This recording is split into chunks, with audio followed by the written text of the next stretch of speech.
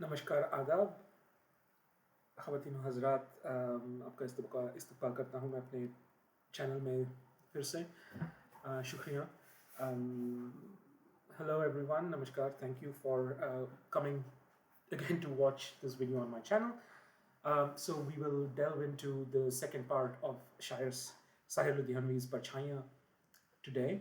आज हम साहिर लुधियानवी के परछाइयाँ जो नज़्म है उसके दूसरे हिस्से उसका दूसरा हिस्सा पढ़ेंगे, उससे एक रिश्ता बनाएंगे और देखेंगे कि उसकी साहिर लुधियानवी की जो लफ्ज़ हैं, जो अल्फाज हैं, वो आज भी उतने ही महत्वपूर्ण हैं और आज भी ऐसी ही गूंजती हैं जैसे पहले गूंजती थी। और ये शौक़ की बात है, एक्चुअली ये दुख की बात है, क्योंकि इसका मतलब ये है कि जो समाजी मसले थे, जो जंजालें थी, जो उस वक्त थी, वो ख़त्म नहीं हुई, वो आज भी हैं।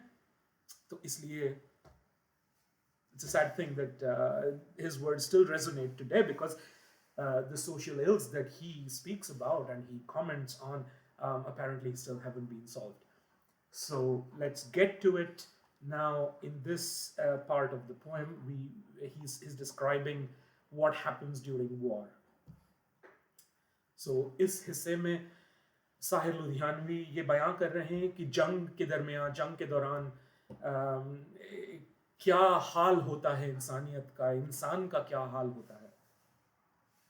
तो नागाह लहकते खेतों से टापों की सदाएं आने लगी, बारूद की बोझल बू लेकर पश्चिम से हवाएं आने लगी, ताअमीर के रोशन चेहरे पे तखरीब का बादल फैल गया, हर गांव में वहशत नाच उठी, हर शहर में जंगल फैल गया।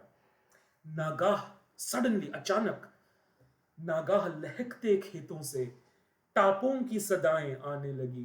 टापें घोड़े के पैर की आवाज, घोड़े के चलने की आवाज, उसको टापें कहते हैं। So this is the hoof beats of the horse that he says. Suddenly from the beautifully swaying fields, you hear the sound of hoof beats of the army. बारूद की बोझल बू लेकर पश्चिम से हवाएं आने लगी, with the heavy odor of gunpowder. The winds from the west arrived. The winds from the west brought the heavy scent of gunpowder. ताअमीर के रोशन चेहरे पे तखरीब का बादल फैल गया। ताअमीर कहते हैं इमारत को, building is ताअमीर, रोशन चेहरे. So what he says is that on the bright facades of buildings, of monuments, the cloud of destruction set upon them. हर गांव में वहशत नाच उठी, हर शहर में जंगल फैल गया. Anxieties, fear, horror seeped into villages, and cities turned into forests, into jungle. So in Urdu you say jungle ban gaya means it has turned into chaos. And now he becomes very sarcastic. He says, मगरिब के मुहज़्ज़ब मुल्कों से कुछ खाकी वर्दी पोश आए, इथलाते हुए मगरूर आए, लहराते हुए मदहोश आए. Maghrib, the west, muhazzab, civilized, mulk, country, khaki vardi posh, wearing khaki uniforms. So and it's an alliteration that he builds, right? Maghrib ke muhazzab mulk. This is what we call an alliteration in English. So he's basically saying, from the civilized lands of the west came this destruction, came these armies. इथलाते हुए मगरूर आए, लहराते हुए मदहोश आए. Oh, they came with a swagger and with an arrogance, and they were drunk on the passion of war. Madhosh. They were madhosh in the passion of war. खामोश ज़मीं के सीने में खेमों की तनाबे गढ़ने लगी, मक्खन से मुलायम राहों पर बूटों की खराशें पड़ने लगी.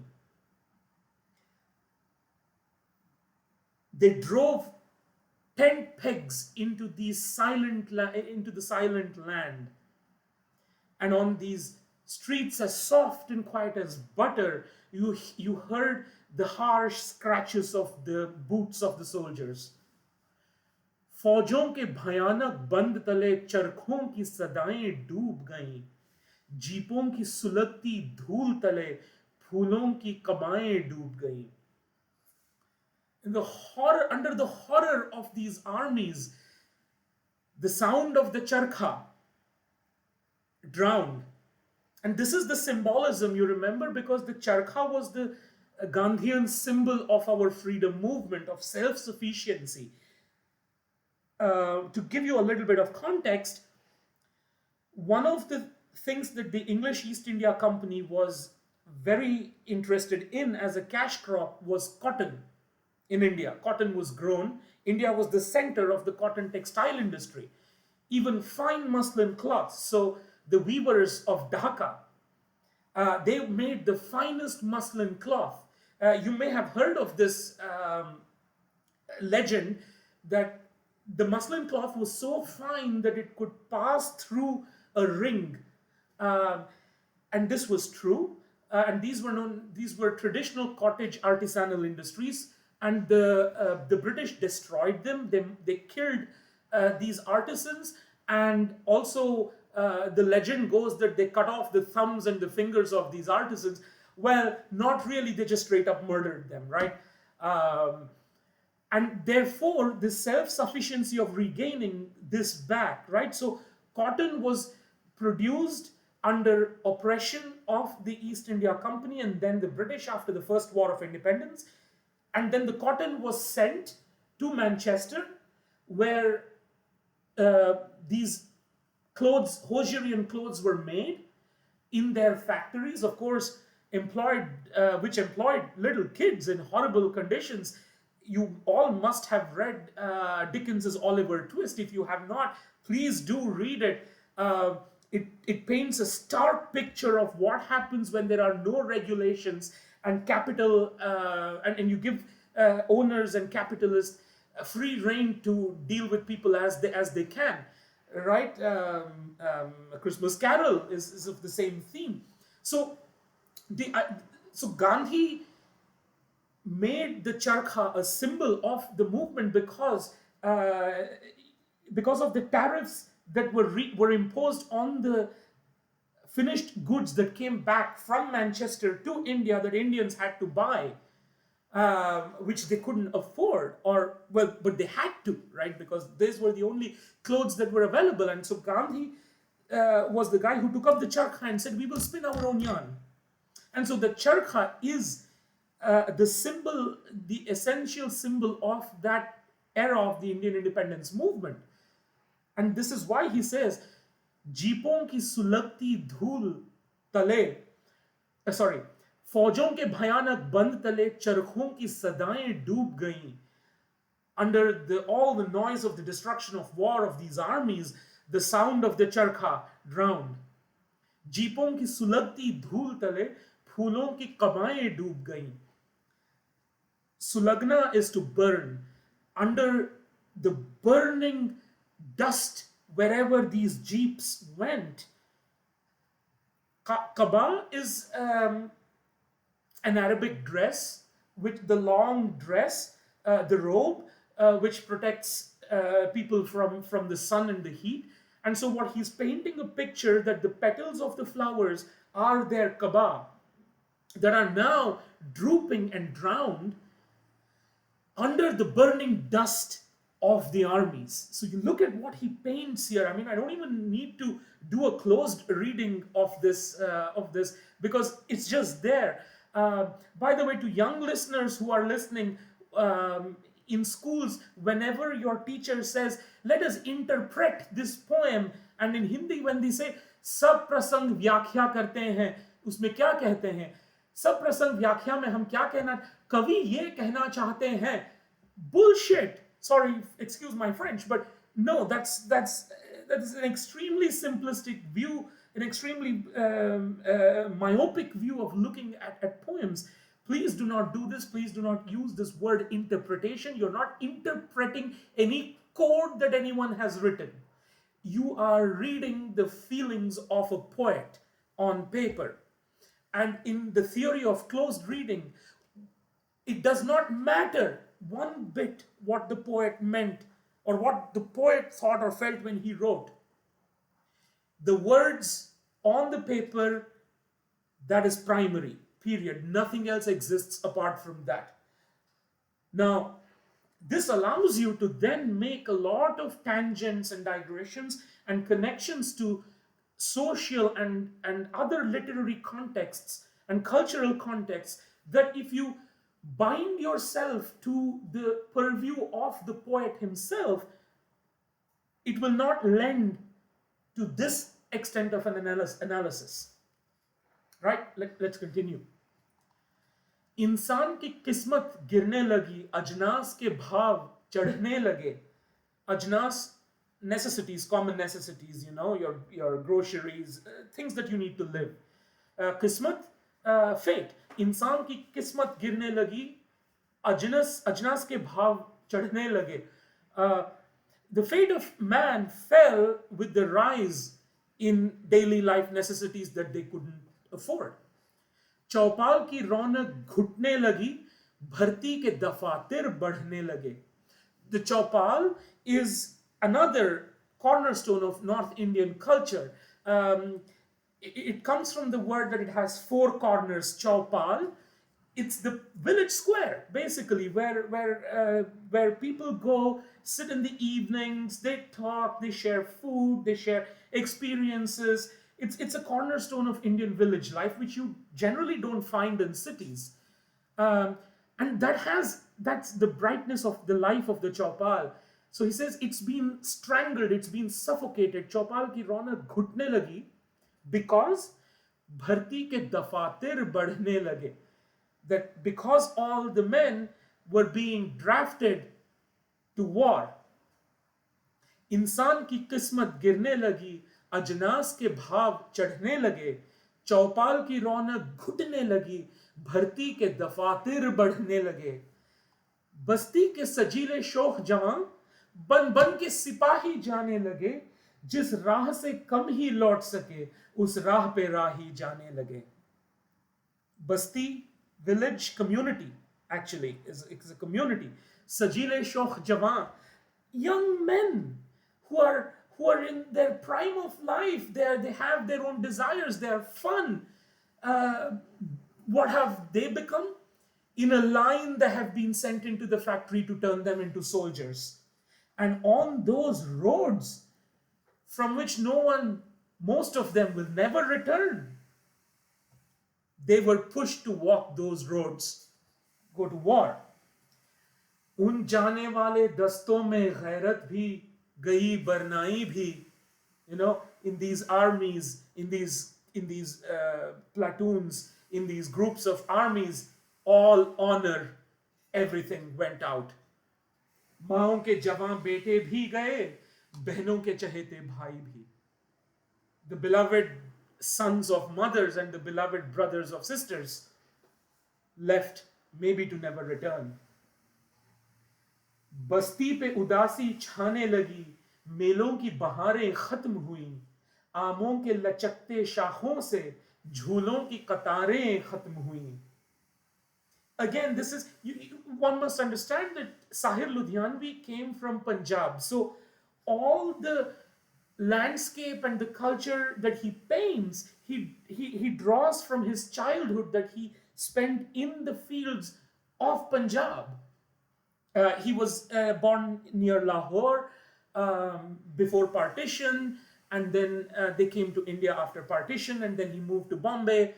But this is what he remembers. And the motif of the mother and the sister is very, very important for Sahir Ludhianvi, because he was very attached to his mother. When the custody battle happened in court between the mother and the father, Sahir, as an 8-year-old, was given the choice by the judge, with which parent do you want to live? And Sahir chose his mom, and he saw the trouble, the distress, and everything that his mother went through as a single mother in those times, and during the partition, the hell that they went through to come to India. And that is why the motive of the mother and the sister is very important in Sahir's Ludhianvi. It is that unbreakable bond that he had with his mother that informs his poetry. It's very personal for him because he's experienced it. बस्ती पे उदासी छाने लगी, मेलों की बहारें खत्म हुई, आमों की लचकती शाखों से झूलों की कतारें खत्म हुई. Right?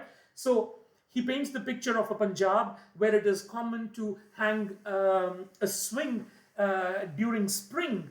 When spring breaks, Baisakh ke jhule, specifically on the mango tree, where little girls and boys then line up to take a turn at this swing, this special swing, which signifies the coming of spring. So that's what he's saying, that all that just stopped, it went away. धूल उड़ने लगी बाजारों में, भूख उगने लगी खलियानों में, हर चीज दुकानों से उठकर रूपोश हुई तहखानों में. The bazaars are empty now, and just dust rises in the bazaars. And instead of crops on the fields, hunger grows. Right? So that's the metaphor that he brings in here. And every item that is necessary to live your life from the shops, where did they end up? They ended up in the tehkhane of the rich. They ended up in the garages and the storehouses of the rich, where they hoarded these items to create artificial scarcity and increase in prices for profit. So this is called war profiteering. And he's describing the war profiteering that happened. बदहाल घरों की बदहाली बढ़ते बढ़ते जंजाल बनी. The alliteration is not only in the first syllable, but he also uses the aspirated palate consonant as the second syllable, which is really hard to pronounce. बदहाल घरों की बदहाली बढ़ते बढ़ते जंजाल बनी, महंगाई बढ़कर काल बनी, सारी बस्ती कंगाल बनी. घर तो वैसे ही बदहाल थे, right? Because the homes were already not in a good place, because the fathers, the sons were all pushed into war. And it grew and grew and grew and became a janjal. A janjal is a mess, a chaos. It comes from the word jal, which is the web of a spider. So he says that the situation, the mental and the physical and the emotional situation of these houses turned into a mess, into a janjal. And महंगाई बढ़कर काल बनी, which kal is death. So inflation became death, and therefore सारी बस्ती कंगाल बनी. The entire community went bankrupt. चरवाहियां रास्ता भूल गईं, पनहड़ियां पनघट छोड़ गईं, कितनी ही कुंवारी अबलाएं माँ बाप की चौखट छोड़ गईं. Now we come to really the most desolate part of what it means to be in wartime. Right?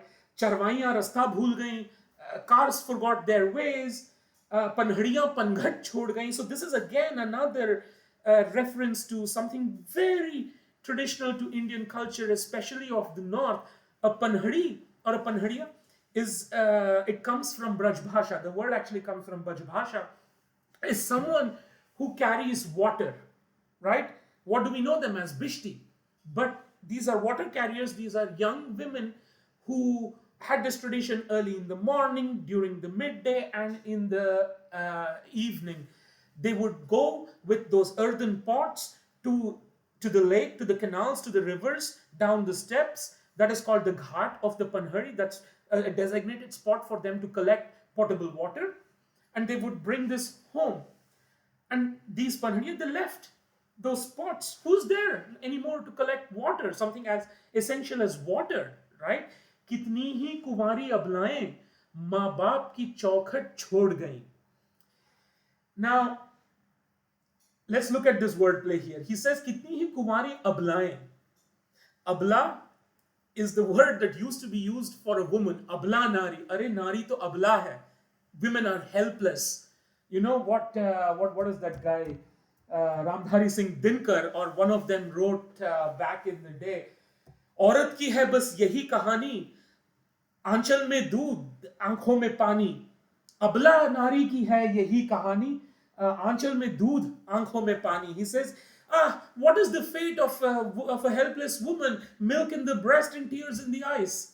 But he's using this to show that what you think of an abla as a weak nari is not really weak, but there is an inner strength to them, and you see that in the next which is darker. अफलाज़ादा दहकानों के हलबैल बिके खलियां बिके. अफलाज़ादा जो मुफलिसी में होते हैं. मुफलिसी, poverty. अफलाज़ादा, someone basically the son of poverty. So people who are in poverty, right? The farmers. अफलाज़ादा दहकानों के हलबैल बिके खलियां बिकी. The very tools that they required for farming, their livelihood, they had to sell those. Hal, the plow. Bail, the oxen that was hitched to the plow to plow the fields. जीने की तमन्ना के हाथों जीने के सब सामान बिके. Because of the desire to continue living, the very tools of life had to be sold. अफलाज़ादा दहकानों के हल बैल बिके खलियां बिके. Even their farms had to be sold. जीने की तमन्ना के हाथों जीने के सब सामान बिके. कुछ भी ना रहा जब बिकने को जिस्मों की तिजारत होने लगी. खलवट में भी जो मनमुआ थी वो जलवट में जसारत होने लगी. When nothing was left to sell, they sold their own bodies. Who? The women who were left over. कुछ भी ना रहा जब बिकने को जिस्मों की तिजारत होने लगी. Tijarat is trade in a base manner. So you see the raw fervor with which Sahir Ludhianvi writes. It's like being there, absolutely being there. कुछ भी ना रहा जब बिकने को जिस्मों की तिजारत होने लगी. खलवट में भी जो मनमुआ थी वो जलवट में जसारत होने लगी. तसव्वुरात की परछाइयां उभरती हैं. And this was part 2. Thank you for listening. शुक्रिया आप सबका गौर फरमाने के लिए. अलविदा. Thank you. Goodbye. खुश आमदीद.